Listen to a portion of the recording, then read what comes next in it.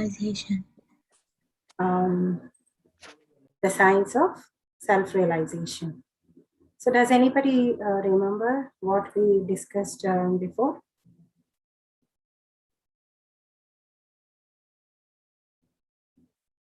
Last week?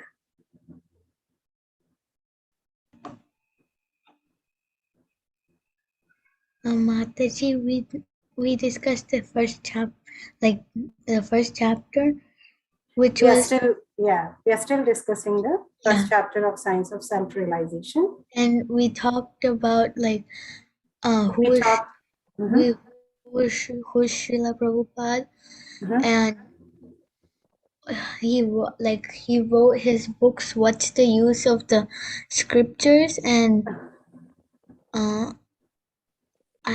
there was one more part after that. So we read last week that Srila Prabhupada is a scholar, a philosopher, a cultural ambassador, author, religious leader, spiritual teacher, and many more. He's just not only this, but he's also many more. And we also discussed how many volumes of books Srila Prabhupada has translated or written. And what is the magazine that we discussed was Back to Godhead. And this book, Science of Self-Realization, features many of the essays, lectures, letters which Srila Prabhupada has written to many devotees or disciples all over the world. And the foremost important thing that many scholars and many people who are inquisitive of knowing spiritual knowledge has found out that Srila Prabhupada's books have superb clarity, and he convinces very nicely the spiritual knowledge. He brings forward with very good examples, with full clarity, the spiritual subjects to the readers. So the first chapter of Science of Self-Realization is learning the science of soul. And we all know that we are souls. So what is the main aim of the human life? Or when can we call ourselves perfected our human life? When we realize our relationship with Krishna or God. So self-realization, realizing that we are eternal souls, and also establishing our relationship, reviving our relationship with Krishna is considered as the main objective of human form of life. And we living entities are part and parcels of God, and we are duty bounded to serve the whole. The Supreme Lord is the whole, and we are duty bounded to serve the Lord.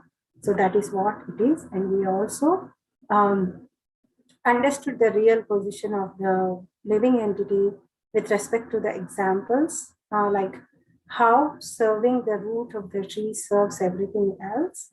Similarly, how serving Krishna serves all our relationships, all our relatives, and how it serves everything, society, country, everything, how it serves. Serving Krishna satisfies everything. That also we looked at. And these are the two examples we discussed.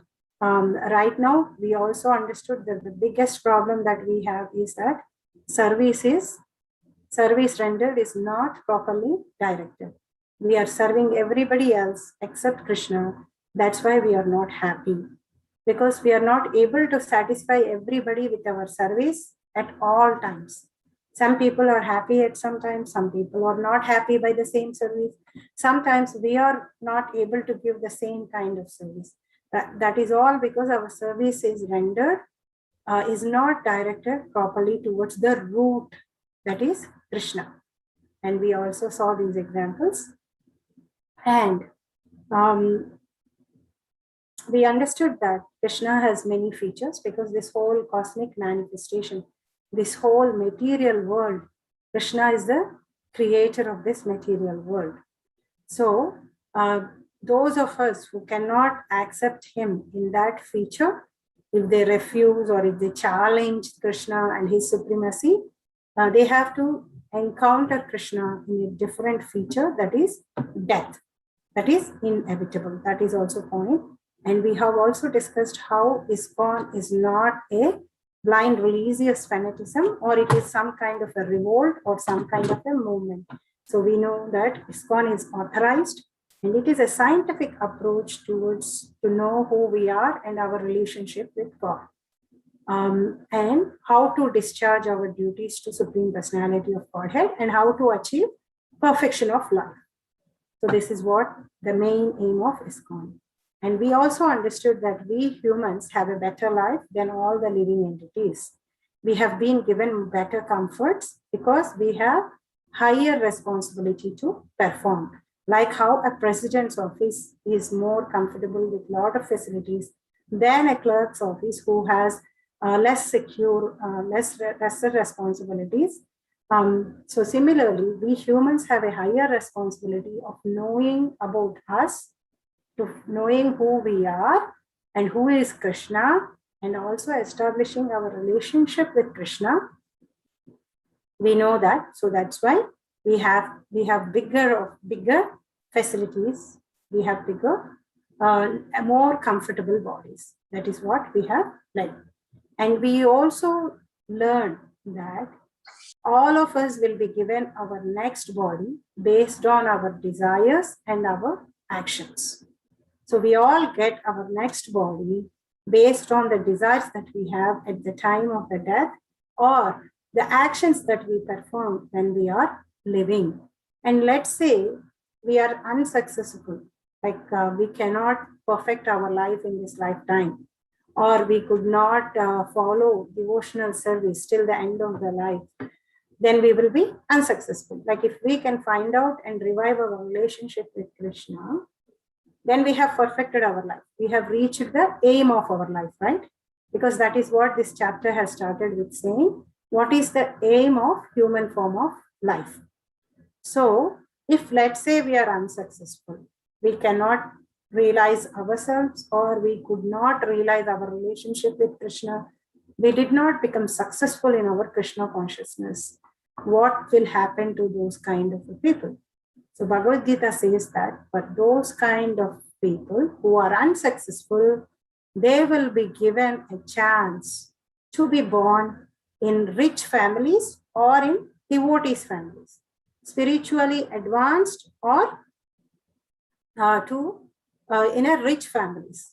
So what is the advantage of being born in a spiritually oriented family, or what is the advantage of being born in a rich family?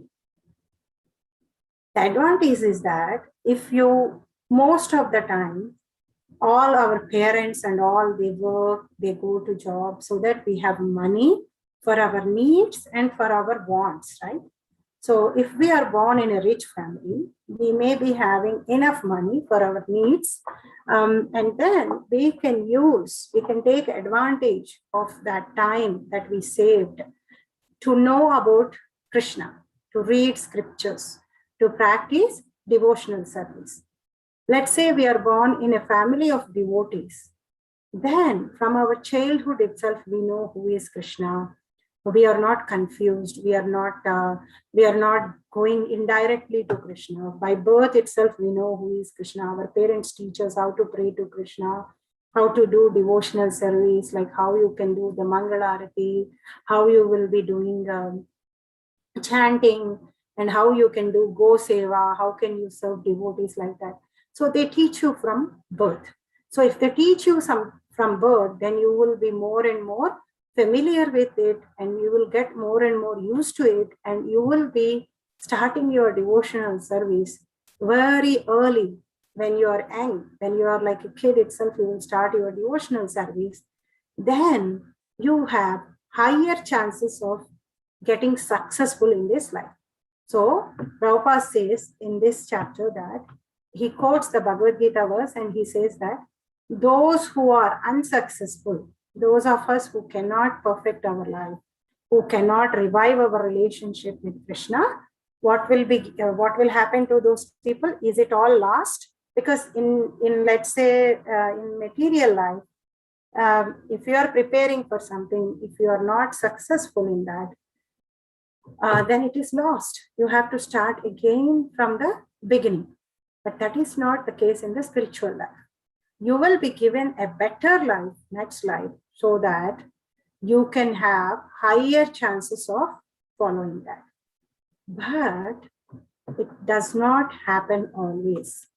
Sometimes when we have lot of wealth and we have lot of riches, then we get misguided. The best example for that is Ravana. Ravana is having lot of wealth.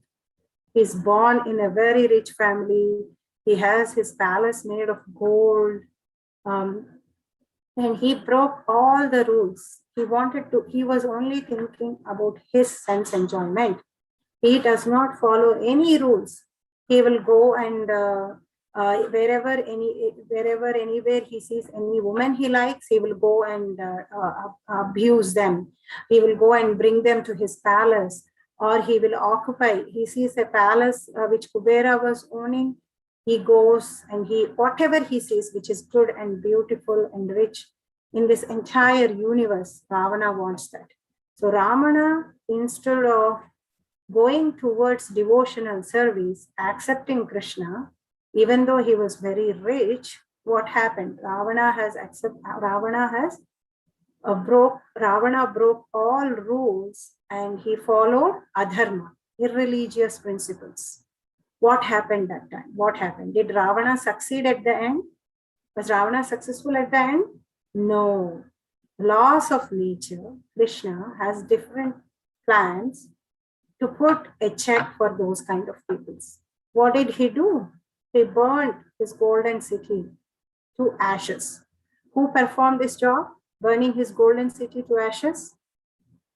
Hanuman. Lord Hanuman burned his whole city, all the wealth that he has earned, into ashes. So we have to remember that when Krishna has given us a better life, like a rich life, or when he make us born in a devotee's family, that means Krishna wants us to focus on our devotional service because he has already solved some problems for us, like where we have to work. If you all know, there are so many people of your age in India, they have to work hard for food, isn't it? Do you all know that?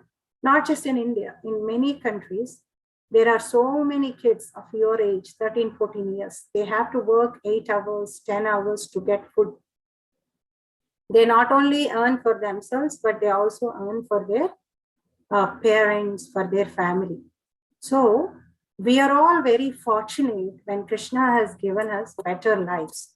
When Krishna gave us better life, where we have food, we have our necessities taken care, we have our needed comforts taken care, and we have enough money to survive.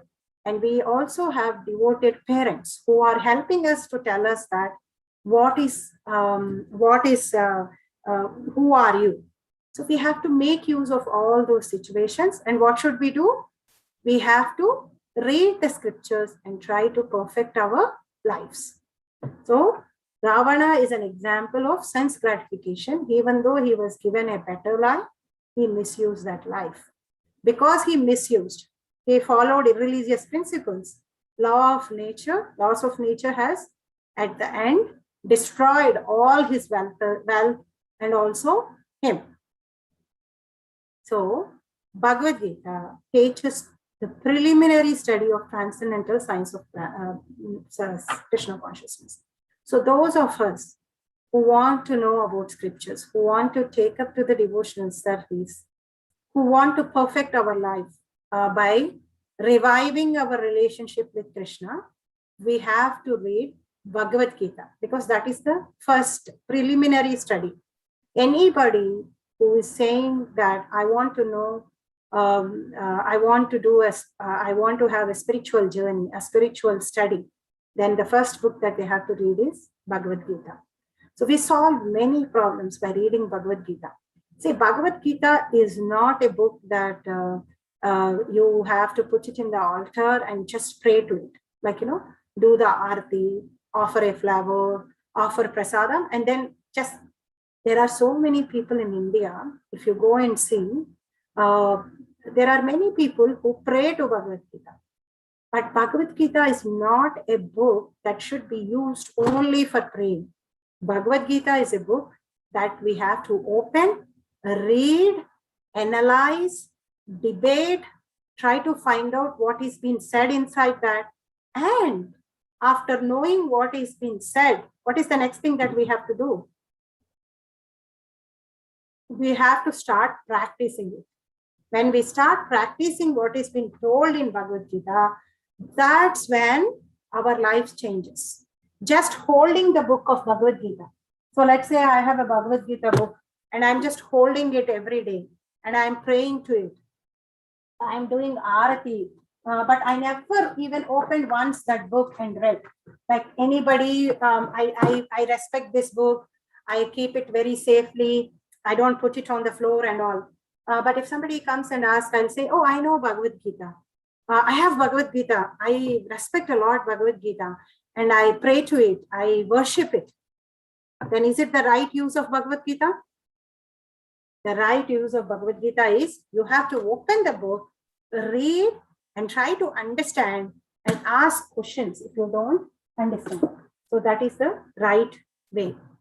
So soul, because of the soul inside the body moves.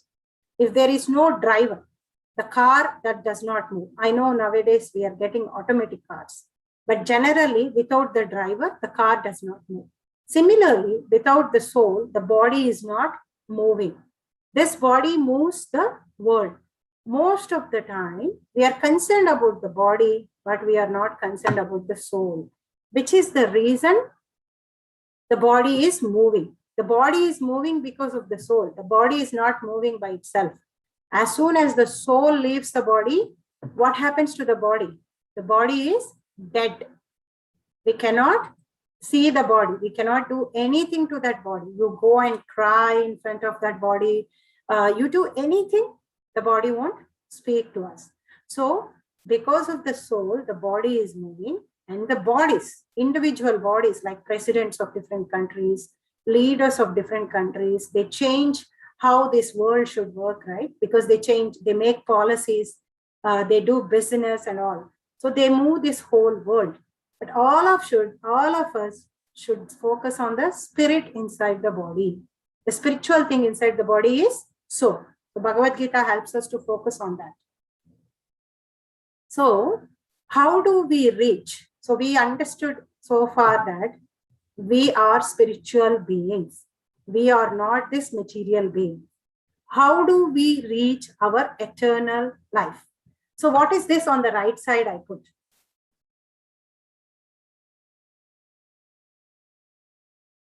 Golok Vrindavan. Golok Vrindavan. So what is Golok Vrindavan? Is this in material universe or spiritual universe?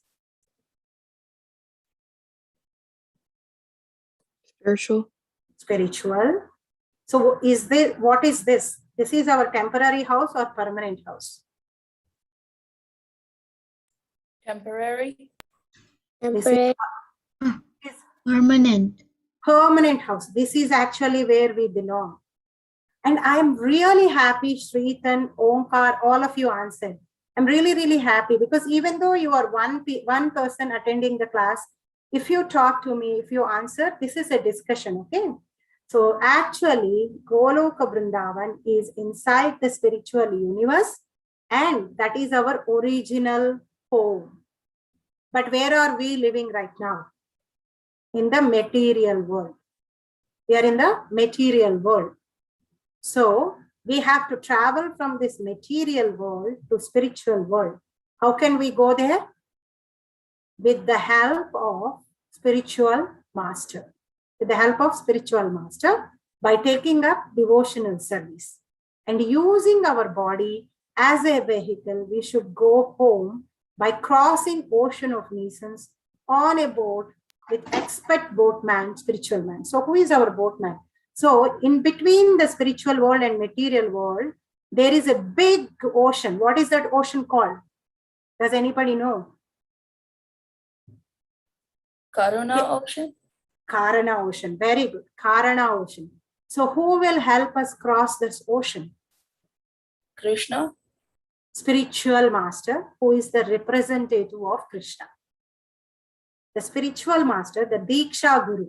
So we can have many instructing gurus. So there can be many people who instruct you in Bhagavad Gita, Bhagavatam, or your parents of your initial gurus who will ask you to chant, who teach you the things. And there may be so many, like you all are attending so many classes, right?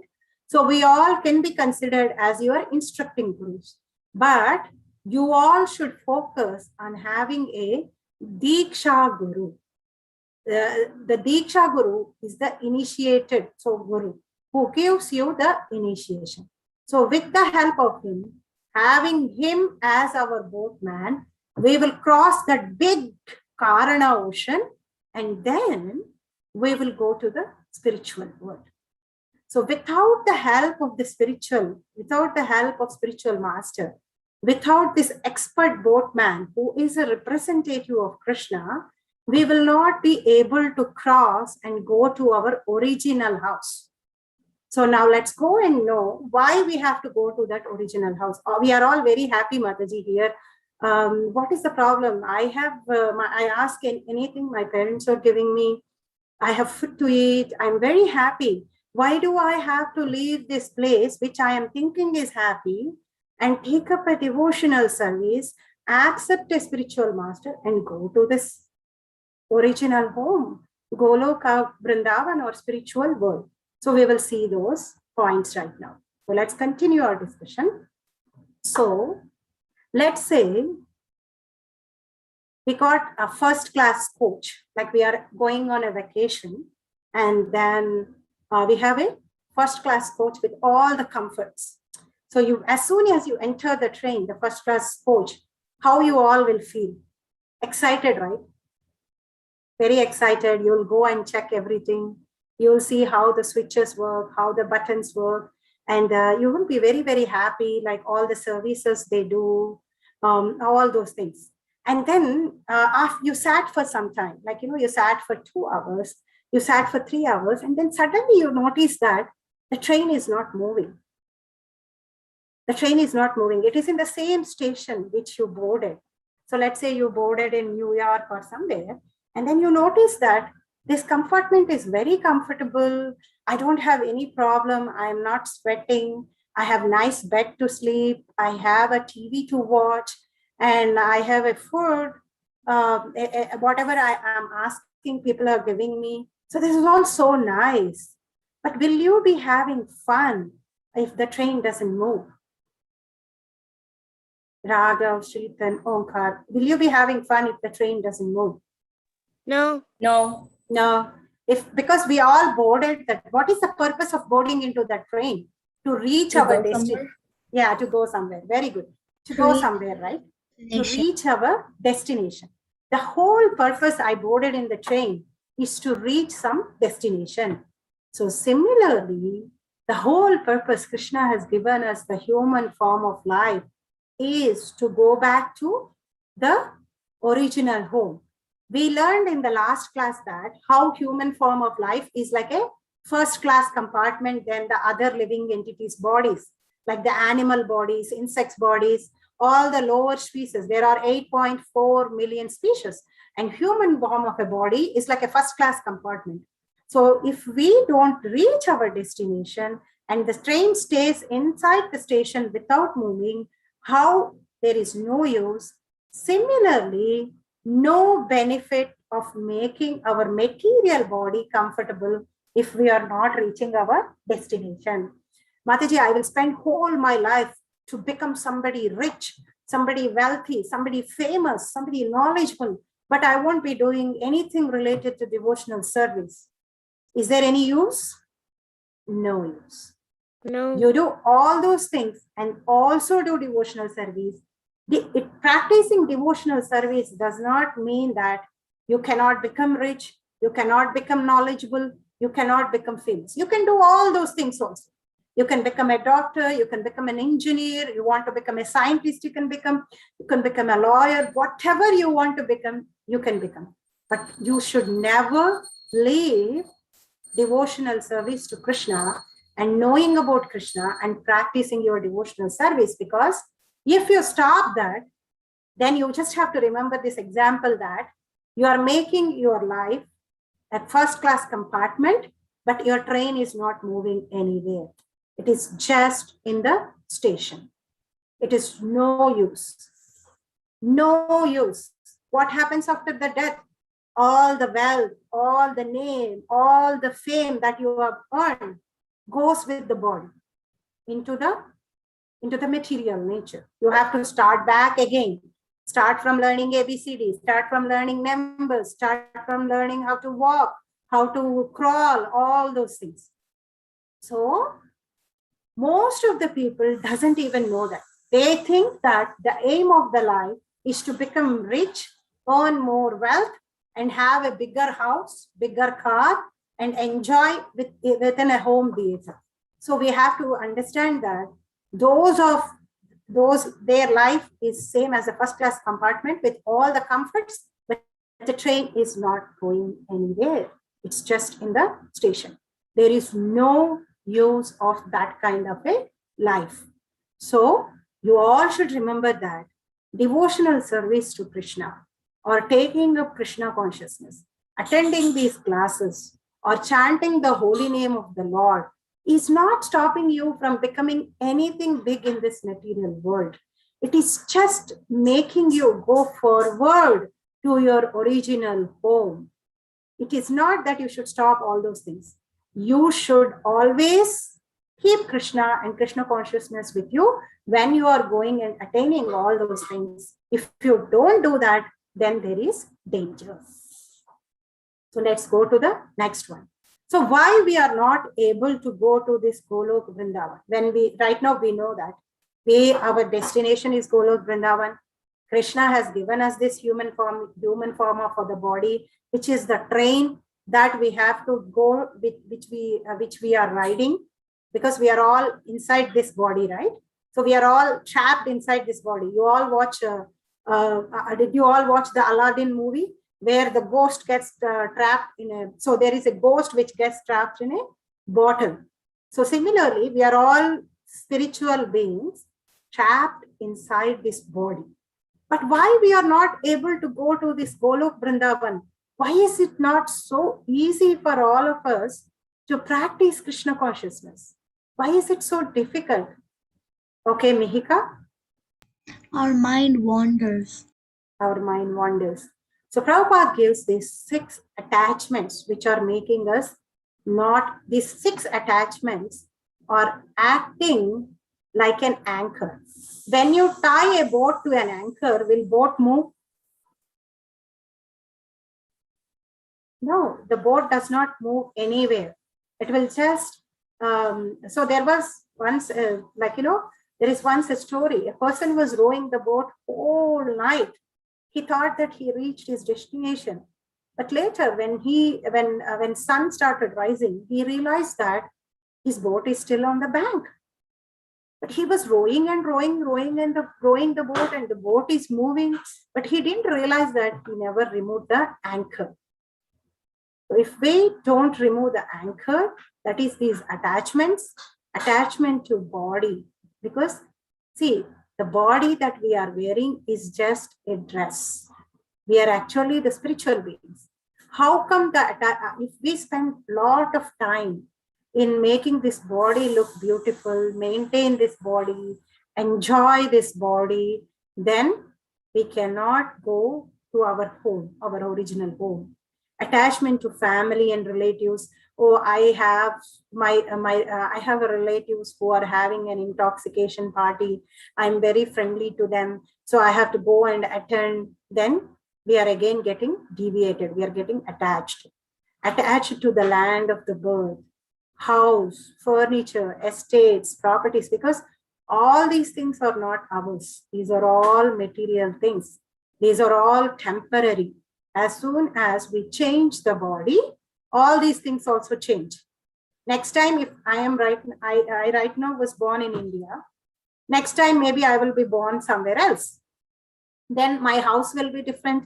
My land of birth will be different. The furniture in my house will be different. And then properties that I have will be different.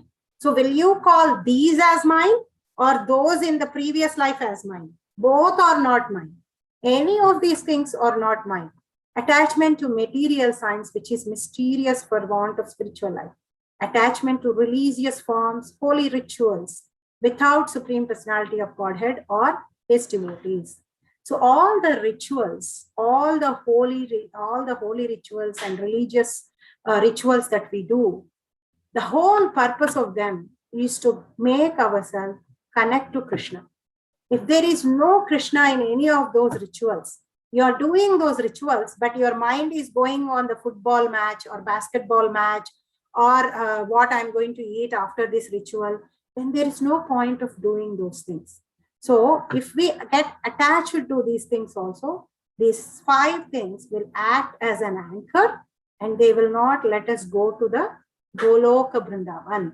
So can we ever cut these anchor? So all these things are like this. Do you all see the banyan tree here? So can you say the starting of this banyan tree? Can anybody say the starting of this banyan tree? A seed? I understand the seed, but the root, can you say like which one is the main root? No. It's very difficult because the branches grow and they go back again into the earth. So our life is also like that. The karma, the actions that we do are also like this. We don't know where is the start of that. So we can cut the roots of this banyan tree. And these roots are all holding this banyan tree. That's why even when big cyclone comes, this banyan tree will not fall down because it is strong here, rooted, strongly rooted. Same with us. We are strongly rooted in this material world with our desires. If we don't cut this, we cannot go to Krishna. So how can we do that? With determination and weapon of detachment. So these are all the things we should slowly develop detachment. We should not be very attached to the house that we are living, very attached to the furniture that we are having, very attached to the beautiful body which Krishna has given us. So we have to be, and we need to know, we need to have this knowledge always that all these things are temporary. At one point of time, all these things will go away. So I should not waste my time in getting attached to these things. If I get attached to all these things, then they act as the roots of this banyan tree and they will make me rooted in this material world forever, and I can never go to this spiritual world, which is my original house.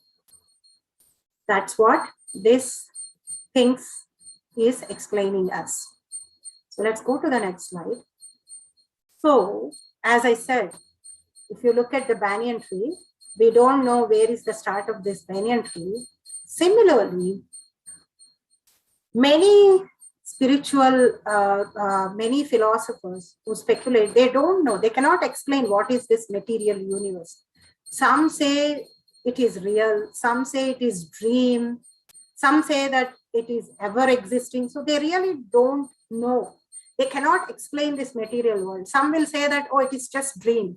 Whatever you are seeing is not real. It is just your illusion. You are imagining things in your mind.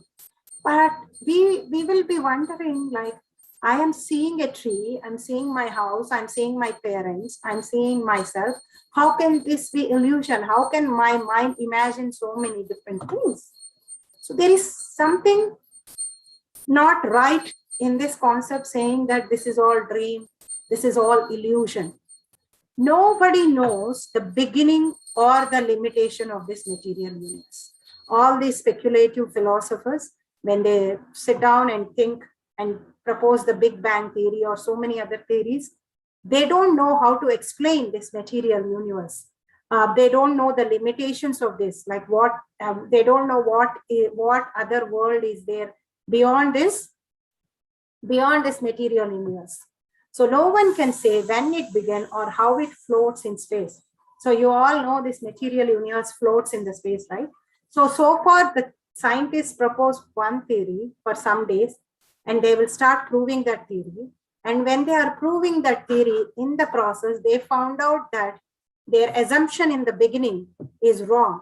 And they will go and change that assumption to something else. And again, they spend their whole life in proving that assumption. So this is the about material world, very mysterious. Many people don't understand what is this material world, material universe is. So let's try to understand. So material world, the material universe that we are living in is full of miseries. How is that, Mataji? I don't have any miseries. I am really happy. I have a good family. I have parents who take care of me. I have food. I have money to buy whatever I want. But can any of you escape from diseases? Is there, maybe so far you may never have any disease, but we can never forever live without any disease. And none of us can escape death. Death, diseases, and old age. Old age is also a misery. Did you ever talk to any old people? Did you ever talk to your grandparents? Do you all have a conversation with your grandparents anytime? Yeah. So did you ever ask them, like, what are the difficulties that you have because of old age? Did you ever put that question to them? Try putting that question and ask them.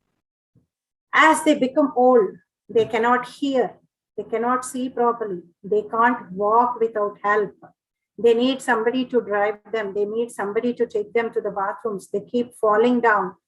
They keep getting different kinds of diseases like Alzheimer's, Parkinson's disease, so many other things. They have body pains, which Mihika is saying, and they have so many other things. They have to, if you see all your grandparents, they have a big list of tablets to take, right? They have diabetes, they have blood pressure. One day they will be healthy, one day they are not healthy. If they eat, they cannot digest. So none of us can escape from the miseries of old age, miseries of diseases, or miseries given by the natural calamities. So when Corona came, none of us could escape it. We all have to lock ourselves in our houses. And let's say you have a cyclone, tornado, or any kind of those things. None of us can escape. Maybe we will be safe with all the precautions, but at some point or the other, we will also suffer the consequences of all those things. Adi dhaivika, adi bhautika, adhyatmika. So we cannot escape from the miseries given by the other living entities like our friends, family, relatives. There will be some point at one time or another, they cause us some kind of an hurt or anything.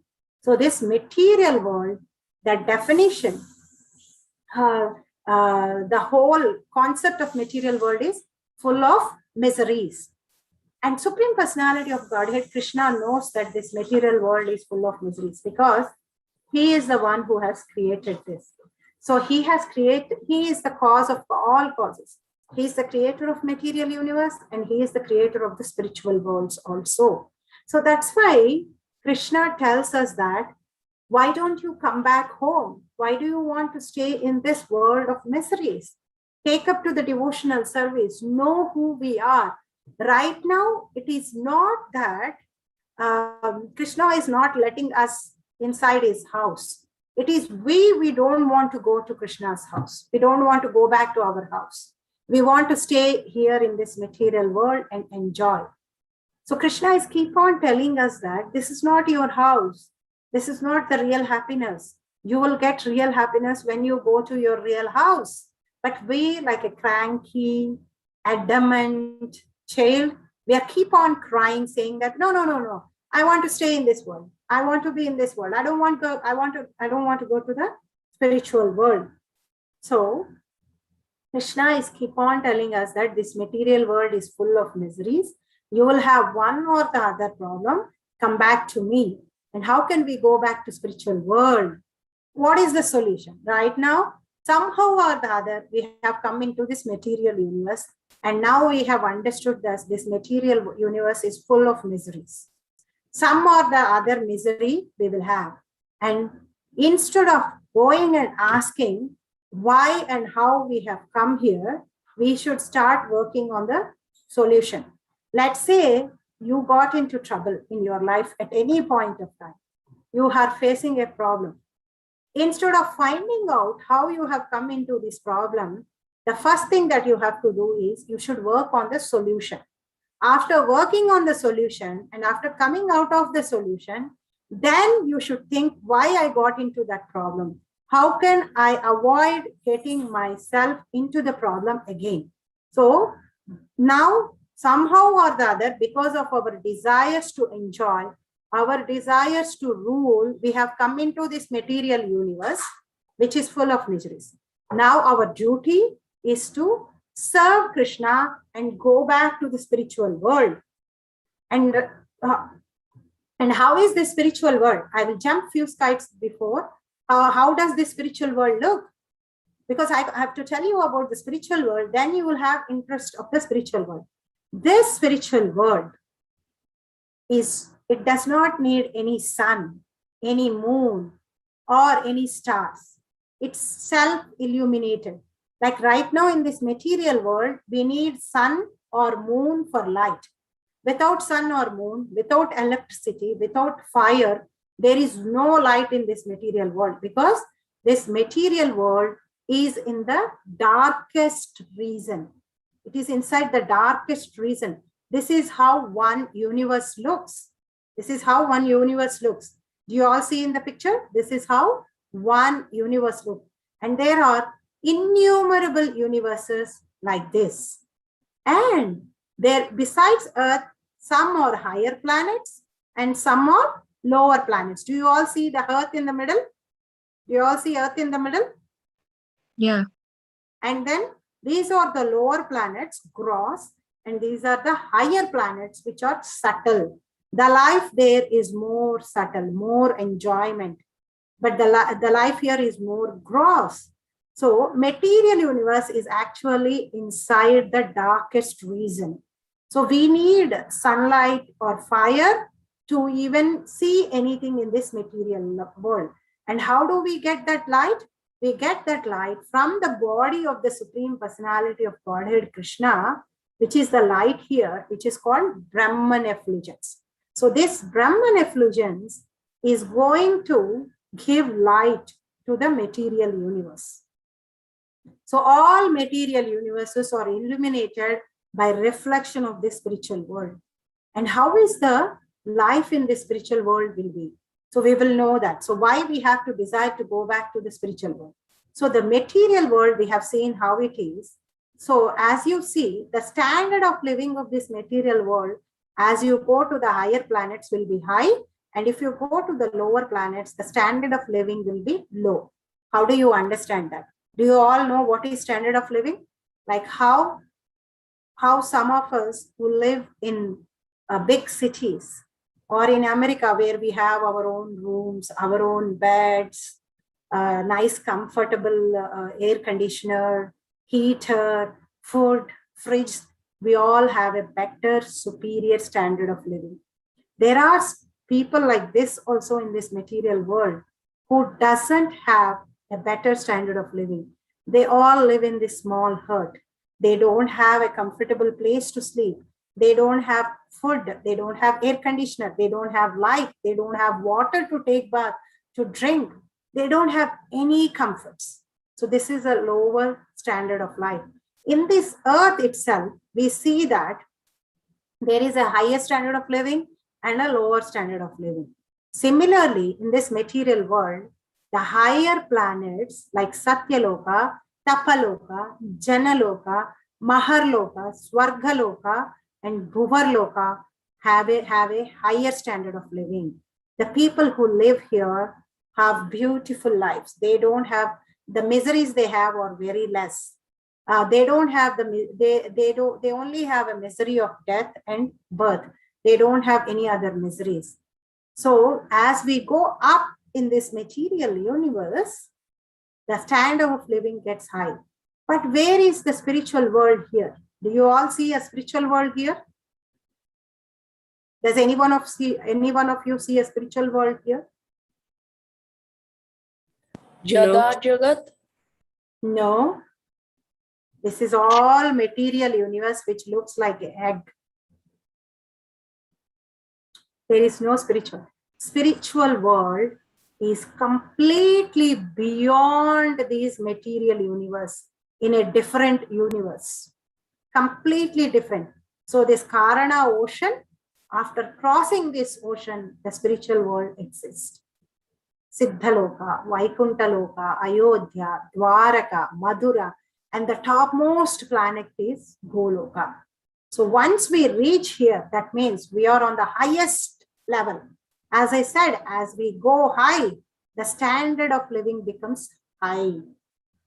So this is where Krishna, Prabhupada, ISKCON is asking us to come. Right now we are living here, Bhuloka. So Krishna is asking us to come to here, the highest planet, inside the spiritual world, not even in the material universe. It's the material realm, actually, material creation, because material creation has innumerable universes like this. There are millions of universes like this. And we are living in one of those universes in the Earth planet. So our journey is from here, crossing this egg, going beyond this egg and crossing this Karana ocean, and then crossing all these lokas, Vaikunta, Ayodhya, Dwaraka, Madhura, and going to Goloka Vrindavan. So that is our journey from here to there. What happens when we do that kind of a journey? Why we have to desire to go to spiritual world? Why we have to go to spiritual world? Because, as I told before, the material world is full of miseries, and we have birth, death, old age, and disease, and we are ruled by our body and mind. How are we ruled by our body? If our body gets sick, I cannot go to the basketball game. I cannot go and enjoy a movie if I have planned.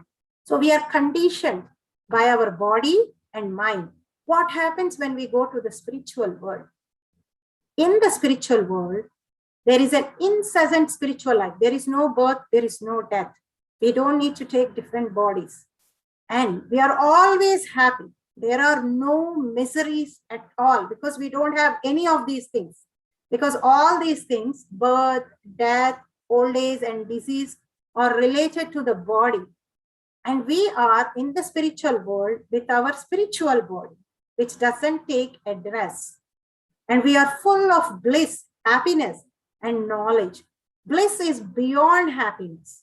And then we always relish the happy, transcendental contact of personality of Godhead. We never lose our touch with Krishna. In this spiritual world, Krishna lives here. Krishna does not live in any of these material worlds, not even any of these higher planets. Krishna does not live in Satyaloka, Tapaloka, Janaloka, Maharloka. Krishna lives in Goloka Vrindavan. So once we go there, we can never lose our touch with Krishna.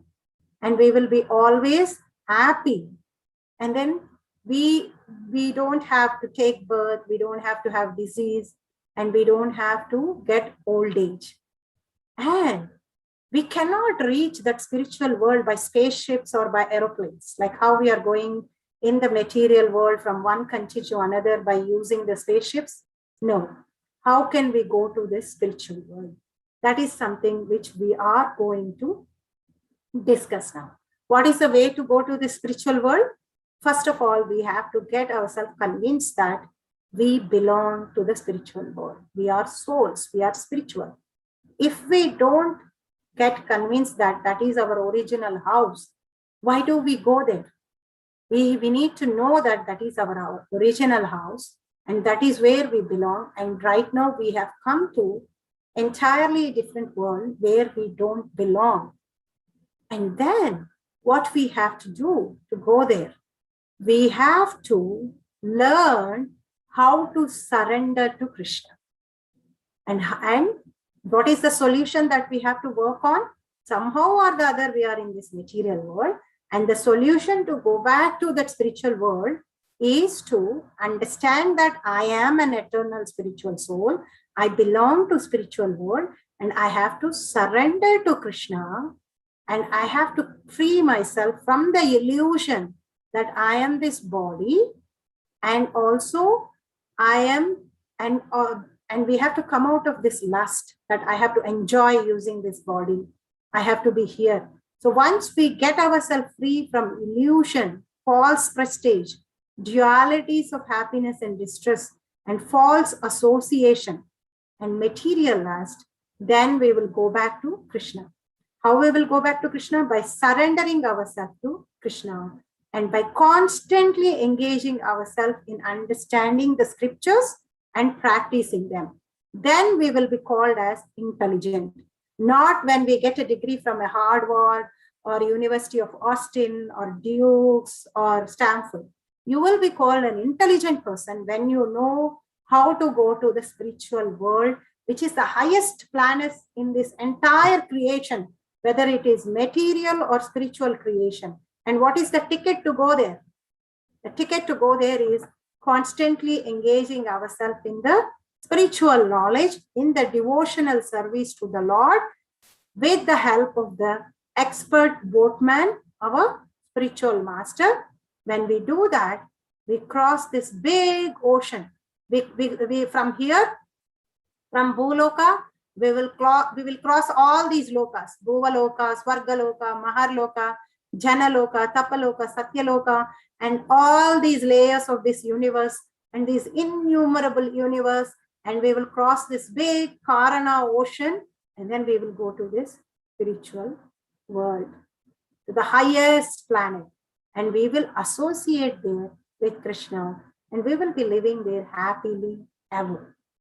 So that should be our aim of the human form of life. If that is not the aim of our human form of life, then we are staying in a first-class compartment and our train is not moving to the destination. So we will stop here. Anybody have any questions or comments or want to add something? You all can go ahead.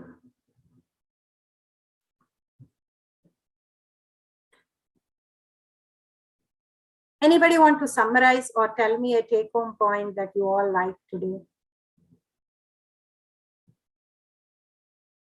Mataji, can I? Yeah, go ahead, Josna. I like the part where you described all the universes. It felt like it was really orderly. I could understand it easily. Thank you. Very good. I would like all of you to speak one line that you felt that you learned today or you liked it today. Something, speak something or repeat what I said. Mihika, go ahead, Kanna. I like you described like we can go to the spiritual world and it's actually our permanent home, but we have so like it's basically compared to the there's like which the boat is tied to. We're just tied to that place. Forgot the name because of our desires, and all our desires are making us not able to realize the Lord. Okay, Shritan. Go ahead, Kanna. Shritan. I like the part where you said the destinations where you go from this loka to Golak Vrindavan. Thank you. Raghav. I like the part where you said that when the boat's on the anchor, no matter how much you paddle, you're not going to move. And just like that, if you're not using your body for devotional service, then you're not going to move out of this material world. Very good. You summarized it very nicely. Good. Omkar, do you want to share? Any point, even if you're repeating what is being told, because I'm repeating what Prabhupada said. So go ahead, Omkar. Yeah. What is that, Omkar? Oh, no, thank you, you said. Okay. I will wait for you to talk someday. Nihal? I think Nihal doesn't have audio connected. Okay. Okay, thank you all so much. If you don't have any questions, we can conclude the session here. Let us all chant once Hare Krishna Mahamantra. Hare Krishna, Krishna Krishna, Hare Hare, Hare Rama, Rama Rama, Hare Hare. Vancha kalpatarubhyascha, Krupa sindhubhya eva cha, Patitanam pavanebhyo Vaishnavebhyo namo namah. Hare Krishna. Thank you so much for a very, very wonderful session, Mataji. Thank you so much. We are so fortunate to take your association. So thank you so much, Mataji. Hare My Krishna. pleasure. All glories to Guru Maharaj and Srila Prabhupada. Hare Krishna, Mataji. Thank Hare you. Krishna. Thank you, Mataji. Hare Krishna. Thank you, Mataji. Thank you, Mataji. Hare Krishna. Hare Krishna. Hare Krishna.